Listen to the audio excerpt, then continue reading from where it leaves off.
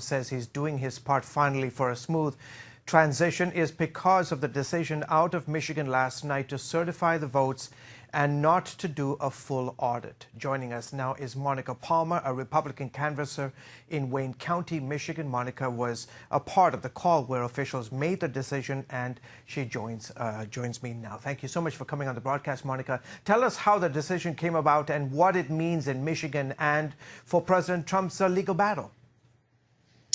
Well, the State Board of Canvassers met yesterday after lengthy discussion, spirited discussion. They voted 3-1 to certify. So the election for Michigan has been certified.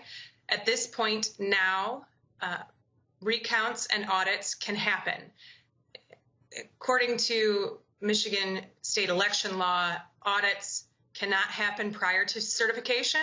So the legal teams can move forward now with the different avenues that they've been asking for. Yeah. Monica, tell us why you didn't want to certify the votes originally in your county. What did you see and experience?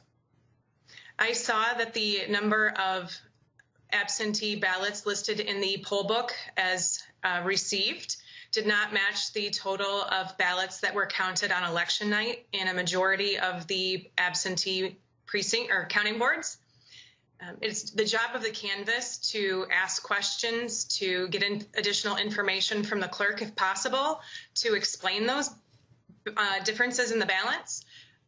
A lot of times you can find an explanation if there was maybe an envelope not scanned, but there were several absentee counting boards that we were not able to get those answers to completely reconcile.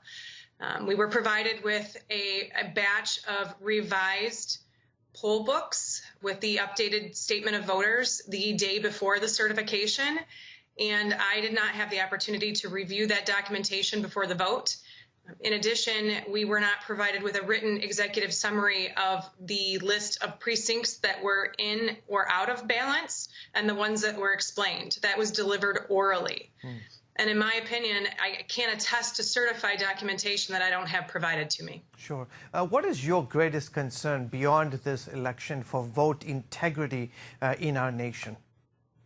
I believe that what we've seen in Michigan with the passage of same-day registration and no reason absentee ballots, that it's put a little bit more stress on a system that may have had smaller issues. Those issues have been greatly increased by those legislations, and we need to look at some reforms to help look at how we're processing and try to make this process easier to manually take care of. And your decision initially not to certify the votes really got you in some heated arguments, right? Yes, absolutely. Met with a lot of resistance with the race card. Heated public comment for sure, and followed by threats online and via text and email, you name it. Yeah. Have those continued, those threats continued, or have they simmered down now? They continued for a few days. I did a press conference late last week, and after that press conference, a swarm of positive support started to come through, and the negative is still there, but it's not quite as loud or graphic or violent as it was previously. Yeah. Okay. Monica Palmer, thank you so much for coming on the broadcast. Appreciate it. Thank you. You're most welcome.